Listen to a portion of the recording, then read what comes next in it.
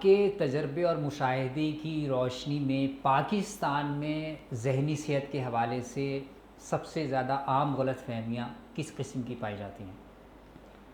ایک تو بدقسمتی سے ٹیبو کہ ہمیں کوئی پاگل ہے، ہمیں کوئی ذہنی مریض ہیں، ہمیں کیا ہوا ہے.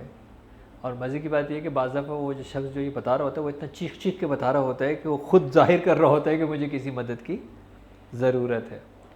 بدقسمتی سے پاکستان کے اندر صحت ترجیح میں شامل نہیں ہے. ہم ان قوموں میں سے ہیں جو بیمار ہونے کے بعد اپنی صحت کا خیال رکھتے ہیں، جبکہ صحت کا خیال صرف جب رکھا جا سکتا ہے جب آپ صحت مند ہو. صحت مند نہیں ہے، بیمار ہے، تو اس پہ صحت کا خیال نہیں ہوتا، علاج ہوتا ہے. تو اس کا مطلب ہے کہ پہلے تو ہمارے پاس وہ ترجیحات میں شامل ہی نہیں ہے.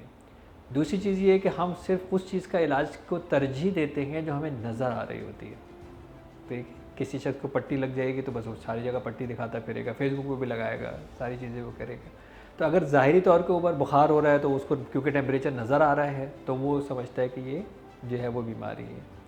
تو بہت سے لوگ جو ہے وہ جب اندرونی طور کے اوپر جب ان کی جو ذہنی اور اعصابی بیماریاں جب شروع ہوتی ہیں تو نہ وہ اس کو ریئلائز کرتے ہیں، نہ اس کو ایکنالج کرتے ہیں، اور بعض دفعہ وہ ڈینائل میں رہتے ہیں. یعنی ایک شخص ہے کہ جو کہ بالکل ایک رولر کوسٹر کی طرح اس کا اپ ڈاؤن جو ہے وہ چلتا ہے، وہ خواہ میں غصہ کر رہا ہے، وہ اٹھ ہی نہیں پا رہا، وہ کھایا ہی نہیں جا رہا، آفس میں بیٹھا ہے یاسیت پسندی کے اندر، کوئی اس سے بات کر رہا ہے تو بھڑک رہا ہے خواہ کے اندر اتنی سی بات کے اوپر.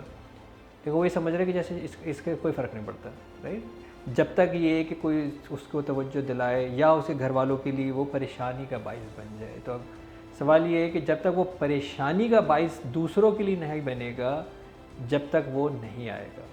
ہمارے تجربے میں پاکستان میں ہم نے دیکھا ہے کہ بہت ہی کم سوائے جنسی مسائل کے لوگوں کے، جن کو جنسی مسائل ہوتے ہیں وہ تو شاید خود چل کے آ جاتے ہیں کہ جی مجھے کوئی جنسی مسائل ہیں تو وہ ڈسکس کرنے کے لیے تیار ہے، ادروائز کوئی لاتا ہی ہے. یعنی اس کا مطلب ہے کہ وہ شخص ضرور کسی نہ کسی کے لیے پریشانی کا باعث بنا ہے، جو کچھ لوگ اس کو کسی نہ کسی طرح چاہے زبردستی، چاہے بہلا پھسلا کے، چاہے سمجھا کے اس کو لے کے آئے. تو غلط فہمی جو آپ کا سوال تھا وہ یہی تھا کہ جب تک میں کسی کی پریشانی کا باعث نہیں بن رہا ہوں اور لوگ مجھے پکڑ کے نہیں لے جا رہے ہیں یا توجہ نہیں دلا رہے ہیں، جب تک مجھے توجہ دینے کی ضرورت نہیں. یہی سب سے بڑی غلط فہمی ہے کہ مجھے ہیلپ کی ضرورت نہیں ہے. جبکہ ایسے لوگوں کو جن علامات جو میں نے اس ویڈیوز کے اندر بتائی ہیں، اگر وہ ان چیزوں کے اوپر توجہ دیں تو ان کو فوراً سمجھ میں آ جائے گا کہ مجھے اگر جتنی جلدی میں رجوع کر لوں اور میں کسی ماہر نفسیات کے پاس چلا جاؤں، اتنی ہی جلدی میں اپنی صحت کو اور اپنی آس پاس رہنے والوں کے لیے آسانی کا باعث بن سکتا ہوں. یہیں پر اسی آپ کی گفتگو سے ایک سوال اور نکلتا ہے کہ کیا ایسا نہیں ہے کہ بہت سے لوگ اپنے آپ کو نفسیاتی مسائل کا شکار کر کے اس لیے پیش کرتے ہیں تاکہ اپنے گھر والوں کے لیے جو کی توجہ حاصل کر سکیں؟ دیکھیے بہت کامن ہے کہ ایک انسان جو ہے وہ اس کی جب بنیادی ضروریات پوری ہو جاتی ہیں، جس کے اندر اس کو خوراک چاہیے، تن پہ لباس چاہیے اور ایک چھت چاہیے جہاں پہ وہ رہ سکے اور سو سکے، تو اس کی بنیادی ضروریات کے فوراً بعد اس کا ایک دوسرا لیول شروع ہو جاتا ہے اور وہ ہے توجہ کا. کہ اب ایک انسان چاہتا ہے کہ مجھ پہ توجہ دی جائے، یعنی وہ اپنی ایکنالجمنٹ چاہتا ہے، وہ اٹینشن چاہتا ہے کہ مجھے اٹینشن دی جائے.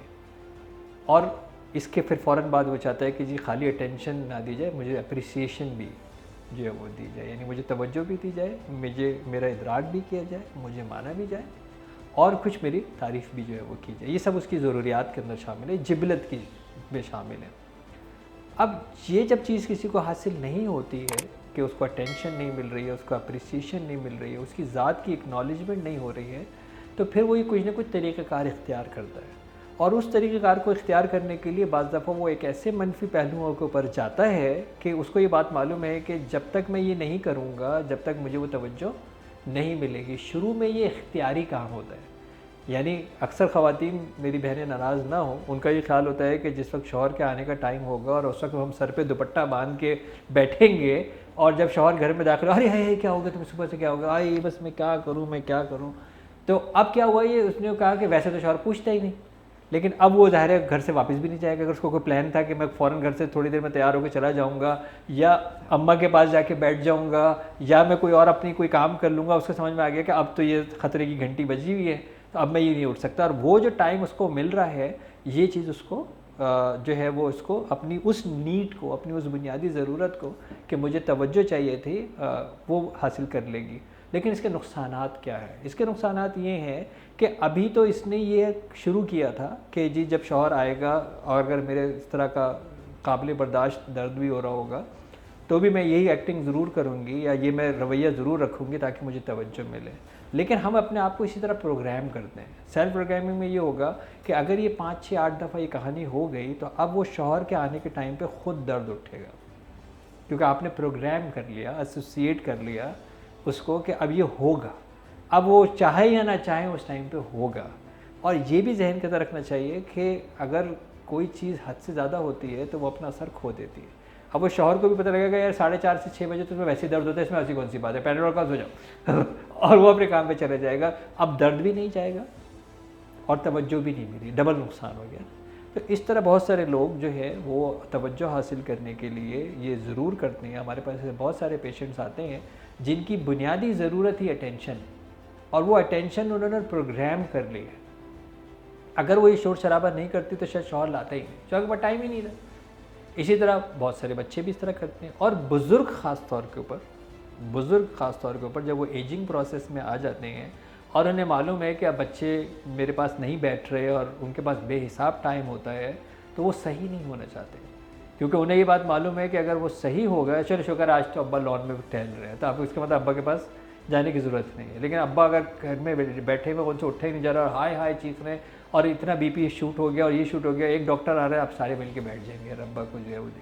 اب یہ ظاہر ایک منفی طریقہ ہے توجہ حاصل کرنے کا, لیکن یہ بات درست ہے کہ جب ہم توجہ حاصل نہیں کر پاتے ہیں تو پھر ہم اس طرح کا رویہ اختیار کرتے ہیں. ایسے لوگ بنیادی طور پر ایک انتہائی پور سیلف امیج اور سیلف اسٹیم کے لوگ ہوتے ہیں, کیونکہ ان کو اپنی توجہ حاصل کرنے کے لیے دوسرے کی نظر اور رائے درکار ہے. ان کی اپنے بارے میں یہ رائے بہت مضبوط نہیں ہے, وہ اپنے بارے میں ان کا امیج مضبوط نہیں ہے. تو جب یہ اس طرح کی سچویشن آتی ہے تو پھر ان کو امپاور کرنا چاہیے کہ جی ہو سکتا ہے میرے اختیار میں نہیں ہے نا, میری اولاد اب میرے ساتھ بیٹھے, میرے اختیار میں نہیں ہے کہ میرا دوست ضرور مجھے کال کرے. تو جو چیز میرے اختیار میں نہیں ہے اس کو اگر میں نے اپنی ضرورت بنایا تو پھر میرے لیے بہت مشکل ہوگا. مجھے اب اپنے اندر وہ self image, self confidence, self esteem build کرنی ہے. اپنے آپ کو مجھے اس طرح مصروف رکھنا ہے کہ وہ جو توجہ میں لوگوں سے چاہ رہا ہوں وہ توجہ میرے باطن سے مجھے ملے. اور وہ کب ہوگا؟ جب میں کوئی تخلیقی کام کروں گا. وہ کب ہوگا؟ جب میں کوئی تخلیقی سوچ رکھوں گا, جب میں کسی بامقصد زندگی کا سوچوں گا. تو وہ مقصد میرا جو ہے وہ مجھے توجہ دلائے گا, اور وہ ایک ظاہر ایک ہیلدی وے آف لیونگ بھی ہوگا اور دوسروں کے محتاج بھی نہیں ہوگا. اور ہم نے ایک بات مزے کی دیکھی ہے, جب آپ لوگوں کو اس طرح کا مطلب رویہ شو کر دیتے ہیں کہ جی اب میں ایک سیٹ ہو گیا ہوں, میں اپنے کسی کام میں ہوں, میں چیزیں کر رہا ہوں, اب لوگ بھی آنا شروع ہو جاتے ہیں. اب لوگ بھی آنا شروع ہوں گے کہ یار یہ کچھ کر رہے ہیں بھائی, یہ ویلیوبل ہے, یہ بیکار نہیں ہے, یہ کچھ نہ کچھ کر رہے ہیں, ان سے کوئی فائدہ ہی حاصل ہو سکتا ہے, ان کے وقت کا, ان کے علم کا, ان کے پیسوں کا, ان کے پروجیکٹ کا کوئی نہ کوئی فائدہ ہو سکتا ہے.